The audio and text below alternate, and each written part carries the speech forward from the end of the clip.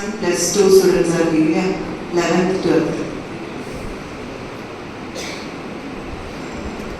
So normally, education, நம்மளோட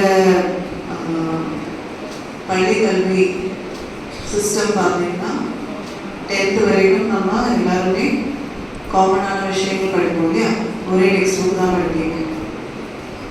10th exam first public exam நம்ம எது எழுதுவோம்னு கேட்டால் 10th எக்ஸாம் தான் எழுதுவோம். 10th எக்ஸாம் முடிச்சுட்டு +1 +2 படிக்கும்போது நம்ம என்ன பண்ணுவோம், நம்மளுக்கு பிடிச்ச சப்ஜெக்ட் எது அப்படின்றத செலக்ட் பண்ணுறதுக்கு நம்மளுக்கு ஒரு வாய்ப்பு கொடுக்கும். நிறைய பேர் சயின்ஸ் எடுப்பீங்க, pure science, bio maths, computer science. இந்த மாதிரி நம்ம படிக்கிற ஸ்கூல்லையோ இல்லை அட்மிஷன் எடுக்க போகிற ஸ்கூலில் என்னென்ன ஆப்ஷன்ஸ் அவைலபிளாக இருக்கோ அதை பார்த்து நம்மளுக்கு பிடிச்ச சப்ஜெக்ட் எடுப்பீங்க. இல்லை ஒரு சில நேரம் சயின்ஸ் ஒரு சப்ஜெக்ட், அது இல்லாமல் காமர்ஸ் இருக்குது, ஆர்ட்ஸ் இருக்குது, வொகேஷ்னலான கோர்சஸ், அக்ரிகல்ச்சர் போன்ற வொகேஷ்னல் கோர்சஸ் இருக்குது. ஸோ இந்த மாதிரி நிறைய ஆப்பர்ச்சுனிட்டிஸ் இருக்குது. இன்னைக்கு வந்துருக்கவங்களும் ஒவ்வொரு ஸ்ட்ரீமில் படிக்கிறவங்களா இருப்பீங்க.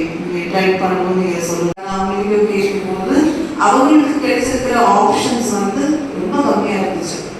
கோர்சஸ் பார்த்தீங்கன்னா காலேஜ் டிகிரியோ இல்லை +2 இல்லை ப்ரீ டிகிரியோ முடிச்சுட்டு அவங்க காலேஜ் போகணும் அப்படின்னா அவங்களுக்கு ஆப்ஷன்ஸ் ரொம்ப ரொம்ப கம்மியாக இருந்துச்சு. அந்தந்த ஊர்களில் இருக்கிற காலேஜில் தான் ஃபஸ்ட்டு படிப்பாங்க. வேறு ஊர்களில் போய் படிக்கிறது ரொம்ப யூஸ்ஃபுல்லாக அனுப்புவாங்க பேரண்ட்ஸ். அது ஒன்று.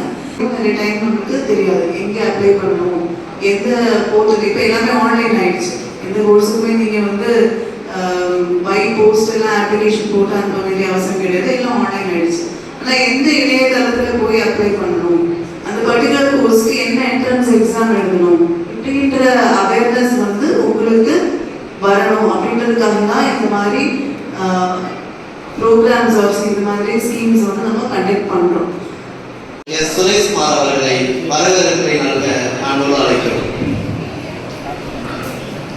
அனைவருக்கும் வணக்கம். புத்தக பேச்சாளராக கலந்துள்ள திருமதி மகாலட்சுமி மாணவர்கள் மற்றும் உயர்கல்வி வழிகாட்டு அனைவரையும் மாவட்ட நிர்வாகத்தின் சார்பாக வருகிறவரை வரவேற்கிறேன். நன்றி.